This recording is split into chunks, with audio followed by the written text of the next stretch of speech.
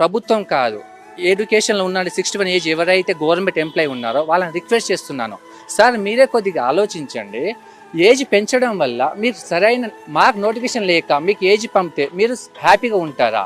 మేము కూడా మీ పిల్లలు అంటోలేము కదా. మీరే ఒక్కసారి ఆలోచించండి.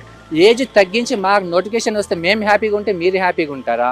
లేదా మీరు ఏజ్ పంపడం వల్ల వాళ్ళు వచ్చే స్కేల్తో మా ఎంతోమంది ఆవేదనను కూడగట్టుకొని హ్యాపీగా ఉంటారు. మీరే కొద్దిగా ఆలోచించండి. ప్రభుత్వానికి మీరు చెప్పండి, మేము చెప్తే వినరు. కానీ టీఎన్జిఓ గవర్నమెంట్ ఎంప్లాయీ చెప్తే గంటలు ప్రభుత్వం కూలే కెపాసిటీ ఉంటుంది. కాబట్టి మీరు ఒక్కసారి చెప్పండి, సార్ అవసరం లేదు, ఇక్కడే మేము చాలా తెలంగాణ ప్రభుత్వానికి హెల్ప్ చేశాము, ఇప్పుడు మేము విరమించుకుంటాం, ఏజీఎం వద్దు, కొత్త నోటిఫికేషన్ అండి, పిల్లల భవిష్యత్తుకి ఆలోచించండి. వాళ్ళు 25-30 సంవత్సరాలు లేక ఎటు కాకుండా జీవితం నాశనం అవుతుంది. పిల్లలే పిటకలు లేకుండా, వాళ్ళ హ్యాపీనెస్ లేకుండా వాళ్ళ భవిష్యత్తు మొత్తం నాశనం అవుతుంది. మేము ఎంతో కొంత లైఫ్ని చూసాము. కాబట్టి ఆ ఏజ్ కొద్దిగా తగ్గించండి.